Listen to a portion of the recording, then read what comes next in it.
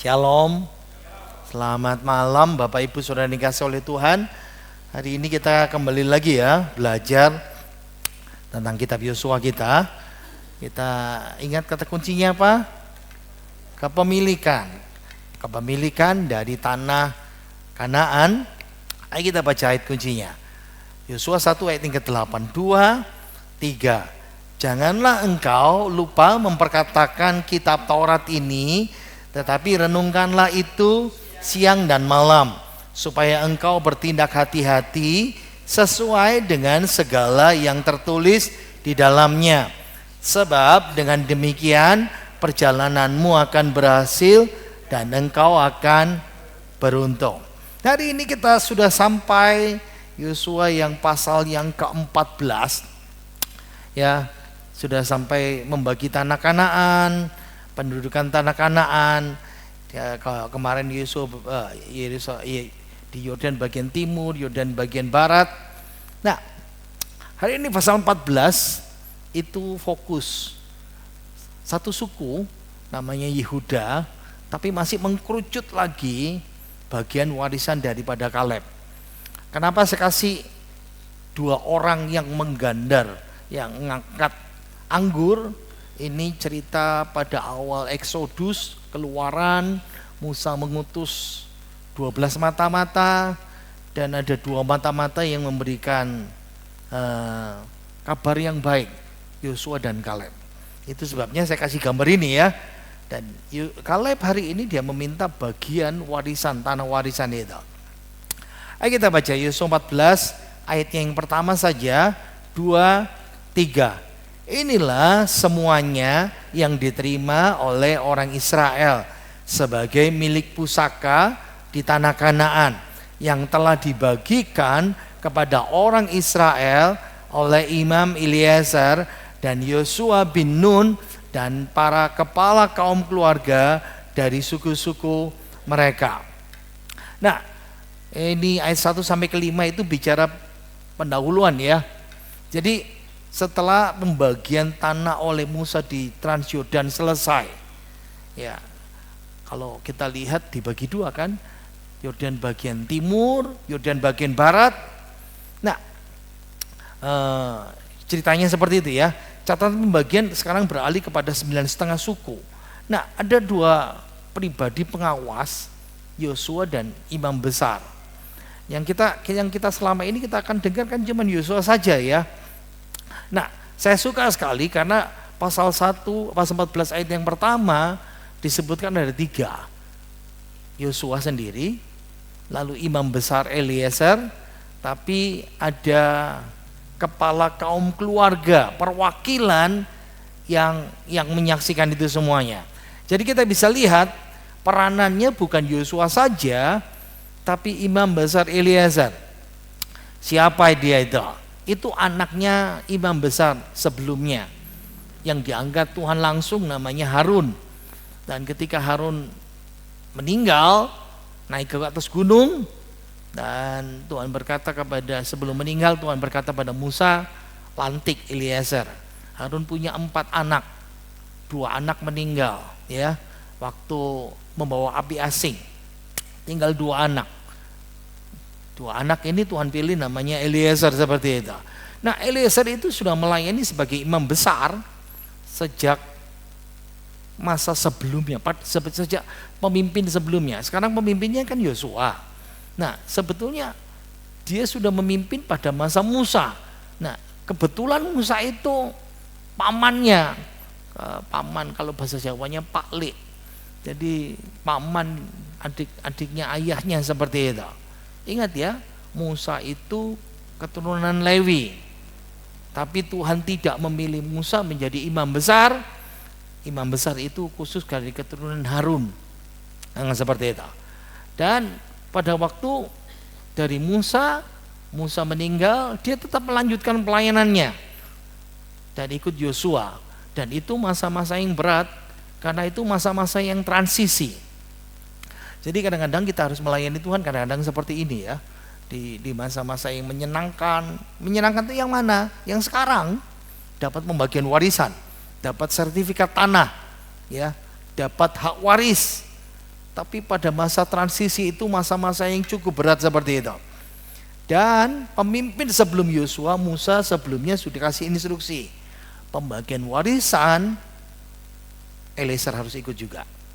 Ya, Eliezer harus juga. Tidak sama dengan Yosua sendiri. Ayat yang kedua, ayat yang ketiga dan seterusnya. 2, 3.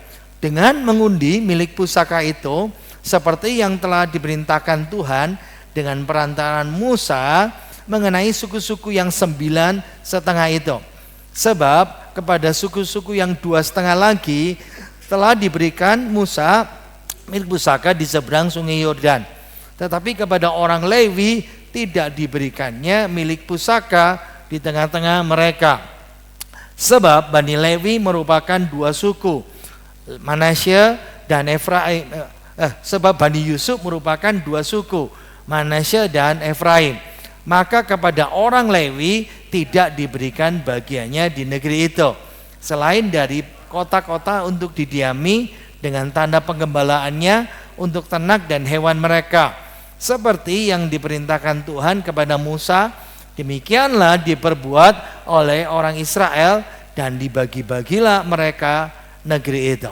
Masih tetap pendahuluan. Nah, ayat 2 ini menjelaskan pembagian warisan tanah Kanaan di sebelah barat yang sekarang sudah melalui perang itu dilakukan dengan cara mengundi. Mengundi dengan cara apa? Ya memang kalau melihat referensi Alkitab, kita nggak tahu undi yang model apa yang dipakai seperti itu.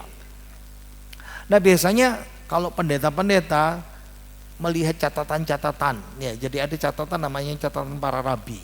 Siapa rabi itu?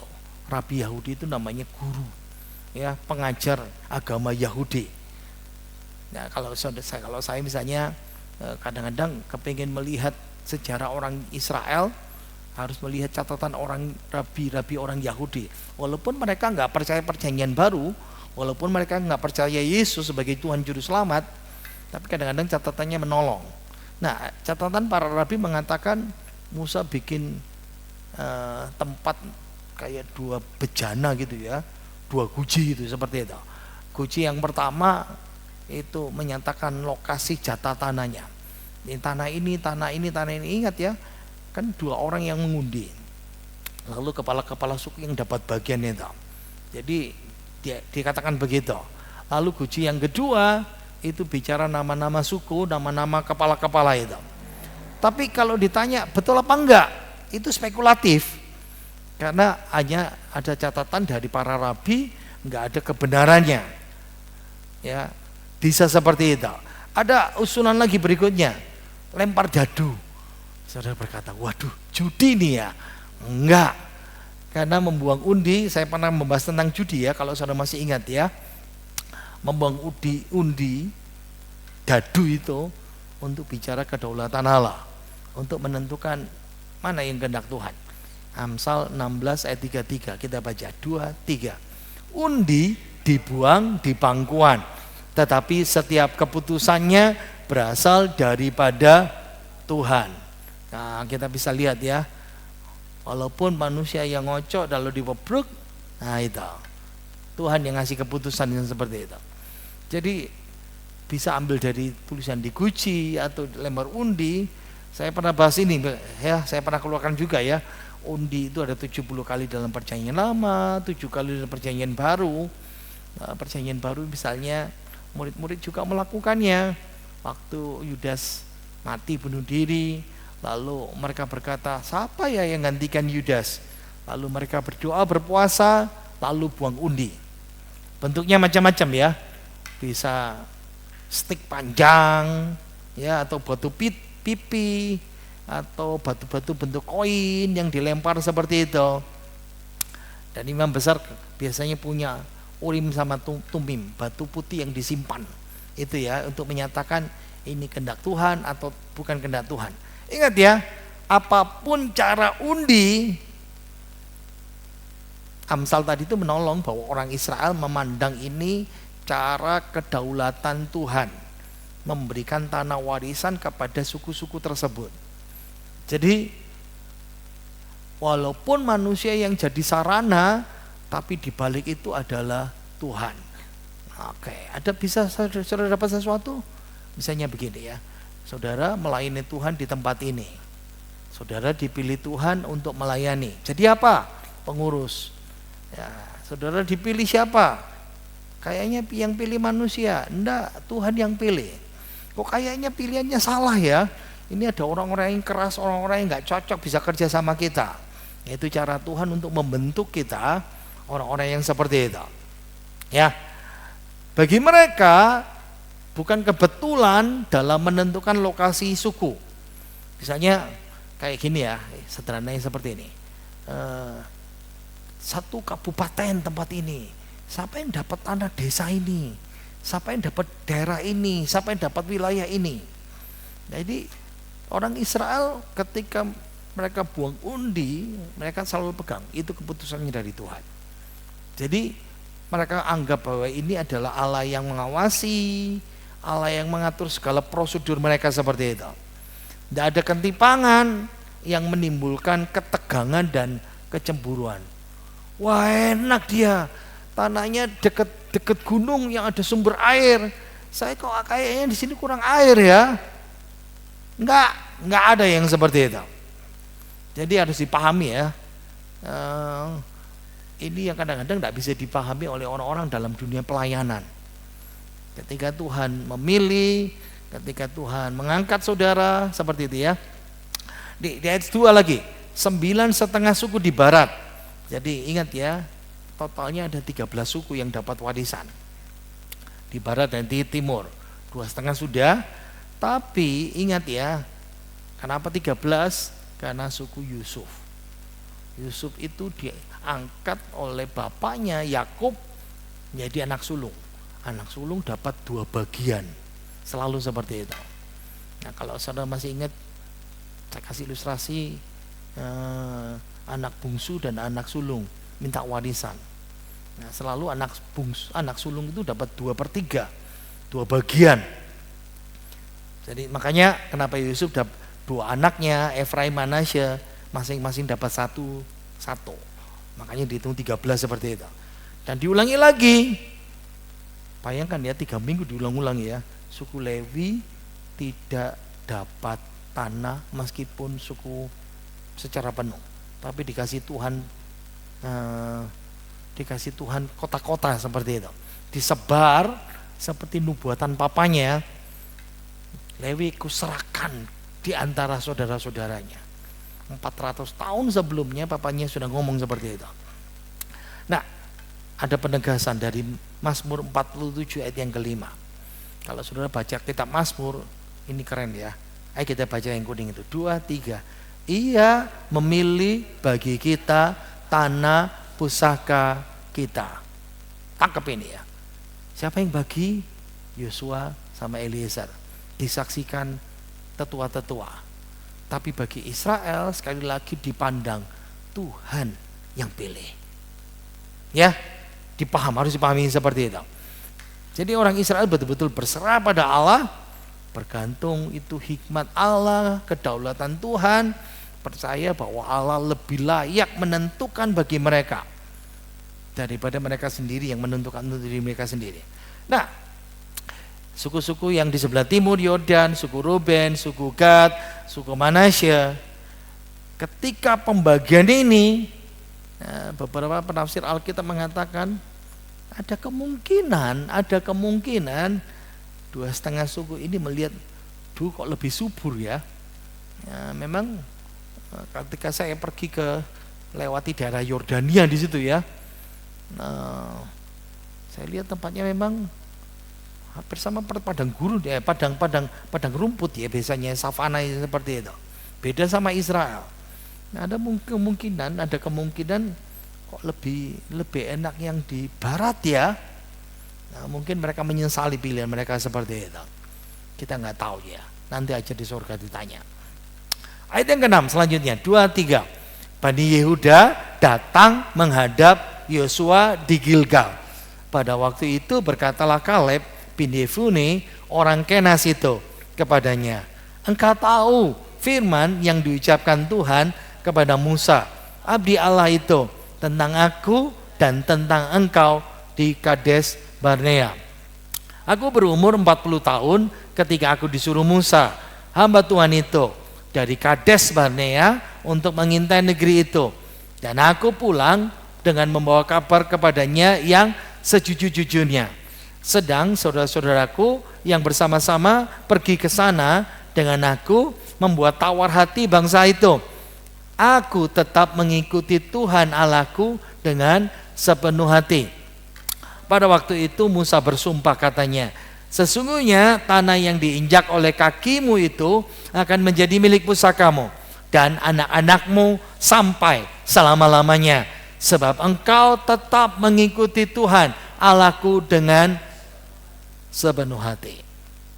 Nah, kalau kita lihat, lalu menghadaplah suku Yehuda di Gilgal. Bukan Yehuda saja sebetulnya. Semua suku, ingat ya, base camp ketika habis menyeberang, base campnya selalu di Gilgal. Perang di tengah, balik lagi di Gilgal. Perang di selatan, balik lagi di Gilgal. Perang di utara, balik lagi ke Gilgal. Pembagiannya di mana? Ya pasti di Gilgal. Dan ayat Alkitab bicara dengan tegas ya, pembagiannya dilakukan di Gilgal. Dan di ayat yang kita baca, di ayat 6 sampai ke 9, Kaleb menceritakan waktu datang kepada Yosua, dia cerita waktu aku di Kades Barnea. Makanya ayat 6 sampai 9 ini bicara tentang Kaleb yang ada di Kades Barnea. Jadi waktu bagian tanah Kanaan bawang kundi, nah suku Yehuda ini dapat bagian yang pertama. Ya, siapa yang paling tua? Kaleb. Ingat ya. Jadi sebelum dilakukan pengundian untuk suku Yehuda, Kaleb tua-tua maju, lalu ngomong, speech ya, bicara, pidato, reminder Yosua bahwa Tuhan punya janji kepadanya 45 tahun sebelumnya. Jadi cerita tentang latar belakang 12 spionase yang dikirim oleh si Musa. Jadi cerita James Bond itu bukan pada masa sekarang ini cerita 1500 tahun yang lalu. 3500 tahun yang lalu, 3600 tahun yang lalu. Dan 10 spionase kasih kabar buruk. Diutus pergi 40 hari dari Beersheba sampai Dan, lalu kembali ke Kades Barnea, dan 10 orang itu memberikan laporan buruk. Karena laporan buruk itu dan mental pengecutnya Israel, mereka semua memberontak, menggerutu sama Tuhan. Dan ini yang kita pelajari waktu di Ulangan pasal 1. Coba baca lagi. Ulangan pasal 1 ayat 34, kita baca 2-3. Ketika Tuhan mendengar gerutumu itu, ia menjadi murka dan bersumpah, tidak seorang pun dari orang-orang ini, angkatan yang jahat ini akan melihat negeri yang baik yang dengan sumpah kujanjikan untuk memberikannya kepada nenek moyangmu, kecuali Kaleb bin Yefune. Dialah yang akan melihat negeri itu, dan kepadanya dan kepada anak-anak yang akan kuberikan negeri yang diinjaknya itu, karena dengan sepenuh hati ia mengikuti Tuhan. Jadi ayat yang kita baca di Yosua pasal 14 ayat 6 sampai 9, Kaleb mengulangi kitab Ulangan. Apakah Yosua tahu? Yosua sudah mendengar sendiri 45 tahun yang lalu. Kitab Ulangan itu ditulis lagi oleh Musa, dan setiap pemimpin, setiap raja wajib untuk membaca. Yosua pasal 1 ayat yang ke-8, ayat temanya Yosua, renungkanlah Taurat ini siang dan malam, maka engkau akan berhasil Yosua, kata Musa. Jadi Yosua suruh baca apa tiap hari? Ya kitab Ulangan. Jadi ini yang diingat sama Yosua dan ingat oleh Kaleb. Makanya dia mengulangi lagi. Pasti Yosua ingat. Karena itu yang disuruh Musa baca ya. Nah, atas kepemimpinan Kaleb melawan mata-mata, 10 mata-mata, dan orang Israel tidak percaya, maka Allah memilih Kaleb itu diberkati dan dikasih upah khusus. Dan kita balik lagi yang tadi itu, 10 mata-mata dan semua orang yang keluar dari Mesir berumur 20 tahun ke atas mati, kecuali 2 orang, Yosua dan Kaleb. Kita tahu seperti itu. Nah, Kaleb dari suku Yehuda, ingat ya, 12 suku. 12 suku, tiap suku dipilih 1 perwakilan jadi mata-mata. Kaleb dari suku Yehuda, nah Yosua, gitu. Karena saya namanya Joshua, Yehosua, bahasa Ibrani ya, Hosea, itu sama saja ya. Bahasa Latinnya kan Jose seperti itu, sama aja. Suku Efraim, dari suku Efraim. Nah, 2 kasih laporan baik, nggak ngomel. Bahkan mereka bawa anggur kan, cerita. Makanya saya kasih gambar seperti itu. Nah, Kaleb yang sudah tua membuatnya dia buat pilihan sekarang. Dia sampaikan pidato yang luar biasa sama Yosua dan semua orang dengar. Meninjau kembali 45 tahun yang lalu menyampaikan permintaannya. Jadi dia sedang menyampaikan autobiografinya ya. Sebetulnya kalau dibikin khotbah ini keren sekali. Tapi karena kita sudah BA ya, autobiografinya untuk menyoroti peristiwa di Kades Barnea selama waktu pengembaraan dan penaklukan itu. Dia sabar sampai masa penaklukan. Nah, di sini di Kaleb diperkenalkan dalam Nas sebagai anak Yefune, bin Yefune, bapaknya ya. Tapi yang di belakangnya orang Kenas. Mesti kenapa dimunculkan orang Kenas? Karena orang Kenas itu orang kafir. Jadi orang Kenas itu orang bukan Israel. Lalu orang siapa? Orang kafir. Nah, Kejadian 15 kalau mau lihat dalam kitab, orang Kenas itu orang Kanaan. Orang Kanaan pada zamannya Abraham. Wow, berarti kita sedikit paham ya. Ternyata orang kafir, orang Kanaan yang dapat tanah perjanjian, siapa yo? Rahab, pasal 5 ya. Pasal 6 orang Gibeon. Dan sekarang Kaleb, seperti itu. Jadi keluarga Kaleb itu awalnya bukan ikut perjanjian Tuhan, bukan anak Allah, bukan orang Israel. Kayak iparnya Musa, Heber, orang Keni, ya. Rut, orang Moab, orang kafir. Uria yang dibunuh oleh Daud, diambil istrinya, itu orang Het dari kerajaan di utara, di sana semuanya itu. Nah, kalau ditanya kok bisa masuk, nah, jelas sekali bahwa Kaleb orang Kenas ini kemungkinan besar dia sudah bergabung dengan suku Yehuda jauh sebelum mereka keluar dari perbudakan Mesir. Jadi kayaknya ada kemungkinan tidak tahu di pertengahan sejarah itu antara orang Israel, ingat ya, Yakub masuk ke Mesir 400 tahun yang lalu cuma 70 orang. 70 itu plus anaknya, plus apa namanya, Yusuf, istrinya dan 2 anaknya kan, seperti itu. Tidak ada orang Kenas di situ. Nah, kemungkinan di pertengahan itu ceritanya seperti apa? Nah, ingat ya, waktu orang Israel keluar dari Mesir ada banyak bangsa-bangsa lain yang ikut. Nah, itu seperti itu ya, yang kita bisa lihat itu ya, yang kadang-kadang disebut sebagai Alkitab orang-orang bajingan ada di antara mereka. Kenapa? Nggak bertobat, tapi ikut-ikutan bikin rusak di sana itu. Makanya dikasih nama orang-orang bajingan seperti itu.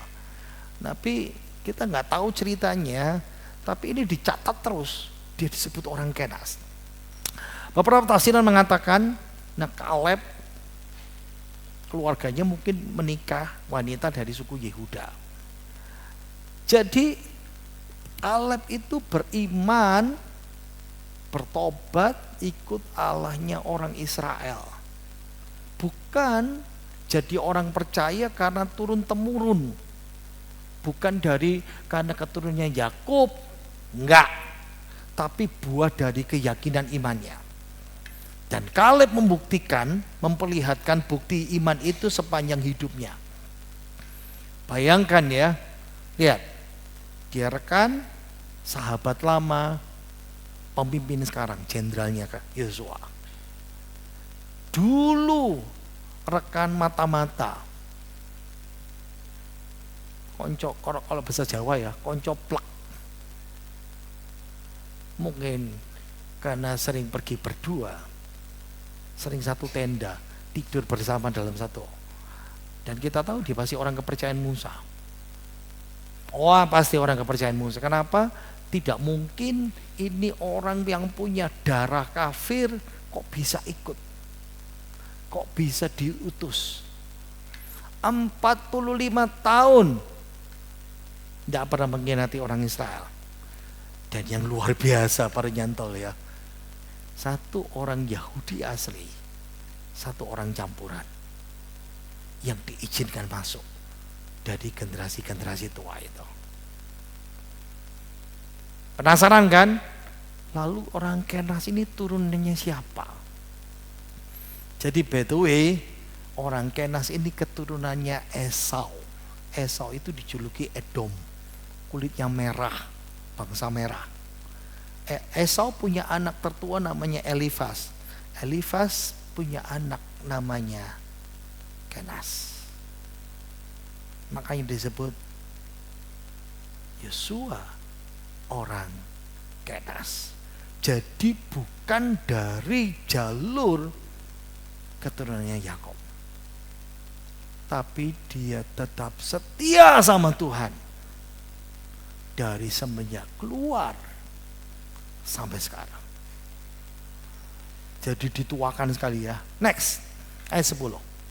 Jadi sekarang sesungguhnya Tuhan telah memelihara hidupku seperti yang dijanjikannya. Kini sudah 45 tahun lamanya sejak diucapkan Tuhan firman itu kepada Musa, dan selama itu orang Israel mengembara di padang gurun. Jadi sekarang telah berumur 85 tahun aku hari ini. Pada waktu ini aku masih sama kuat seperti pada waktu aku disuruh Musa. Seperti kekuatanku pada waktu itu, demikianlah kekuatanku sekarang untuk berperang dan untuk masuk. Nah, sudah ya? Oke. Ini Kaleb dia bicara tentang pengembaraan dan penaklukan.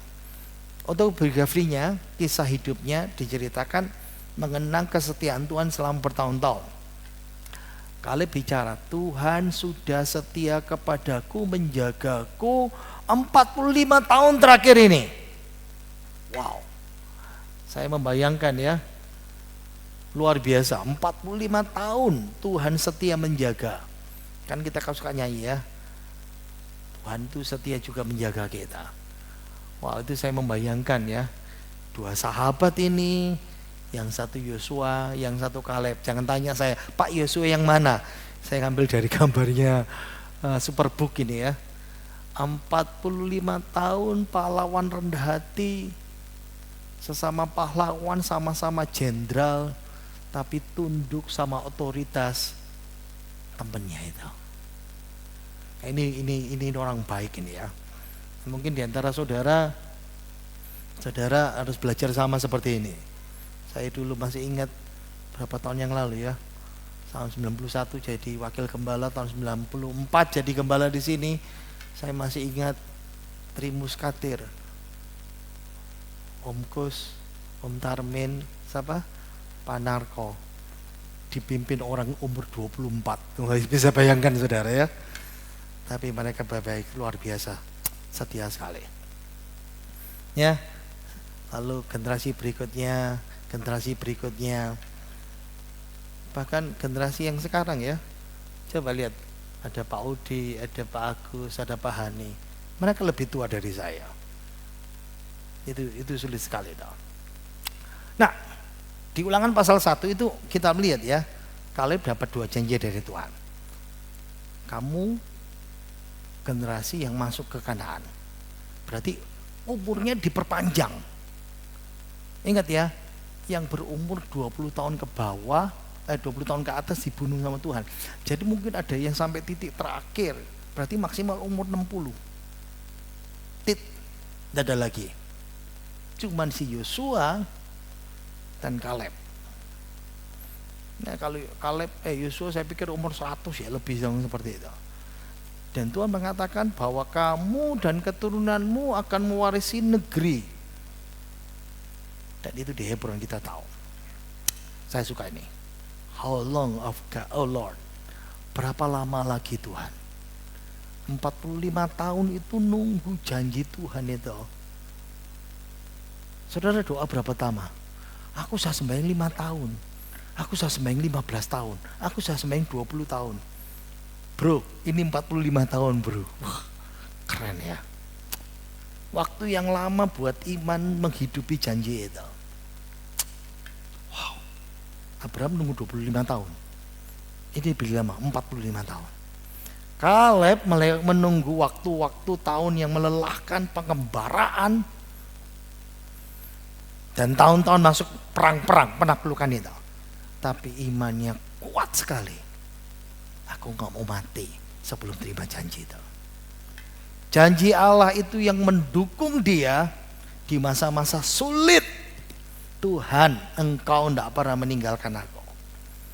Tapi ucapan Kaleb ini berikan data ya buat kita ya.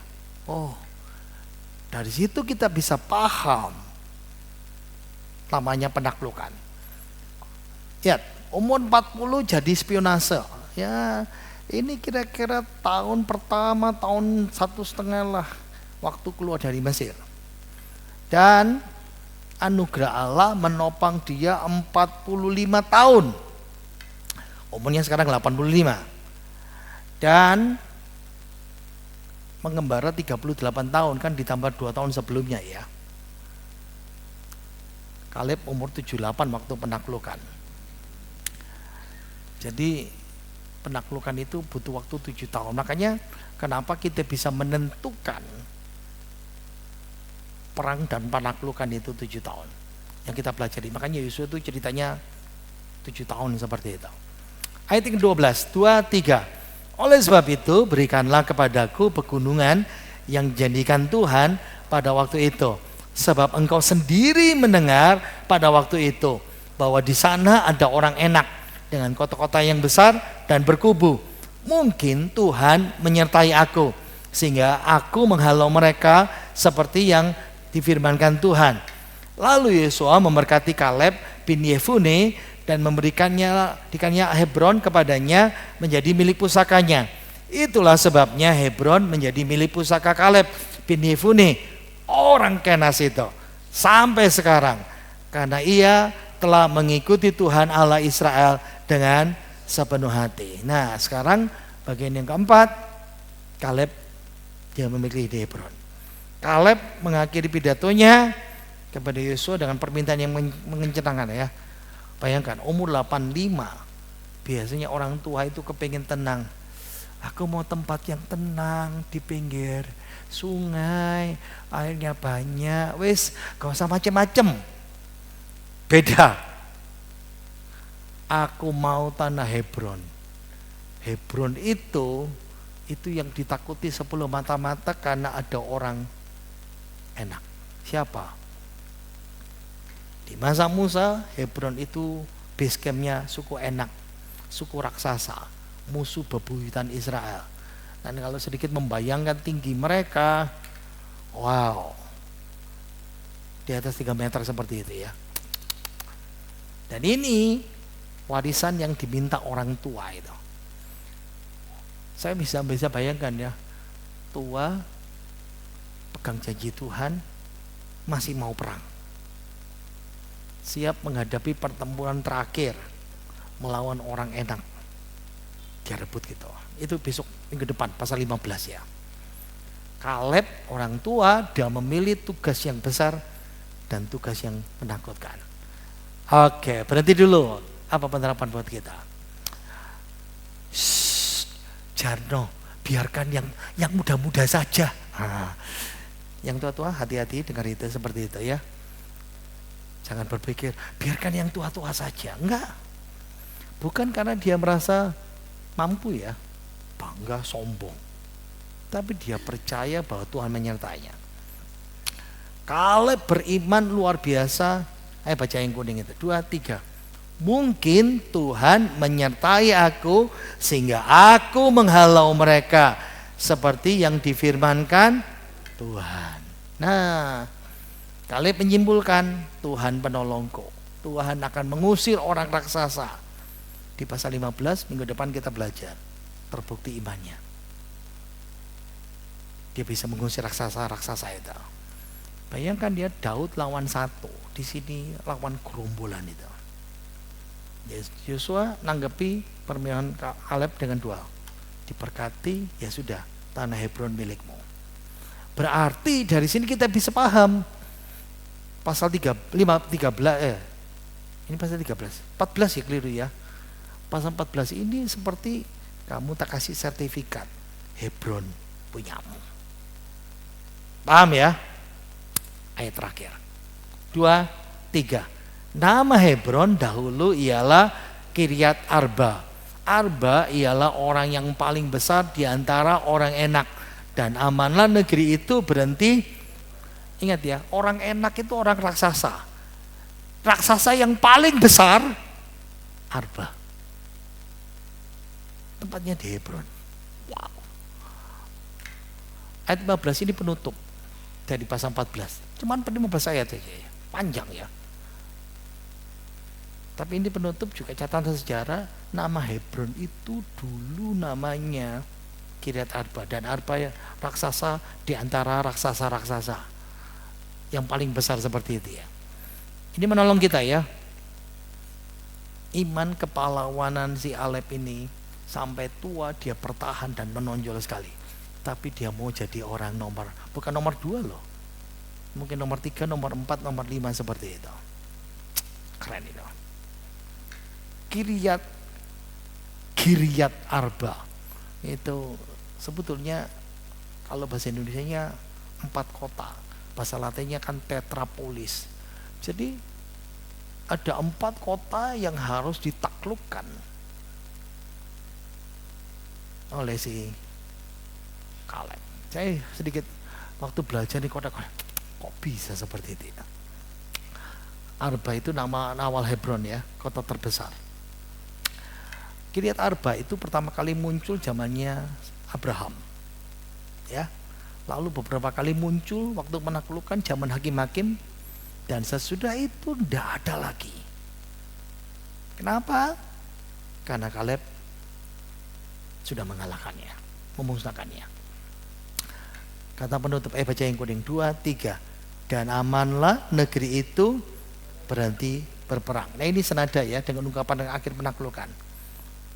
Apa yang bisa dicapai oleh iman kita kepada Tuhan, walaupun Kaleb belum memiliki, belum menaklukkan, tapi Tuhan berkata itu milikmu. Diimani ya, itu milikku Tuhan.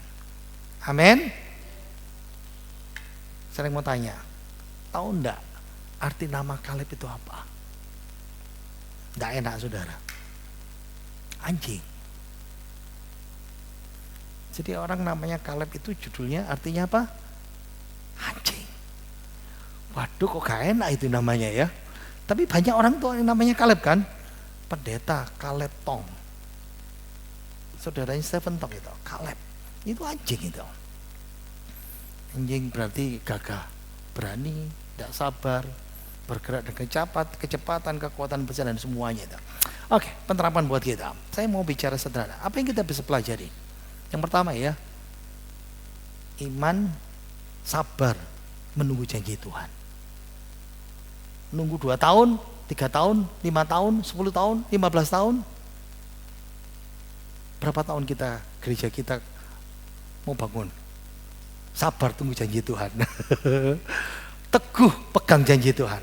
Tidak dilemahkan oleh panjangnya waktu menanti. Ingat ya. Minggu depan kita lihat. Berikan aku gunung ini Tuhan. Saya mau tanya. Gunung apa yang saudara mau taklukkan? Gunung apa yang saudara katakan, Tuhan berikan gunung ini milikku Tuhan.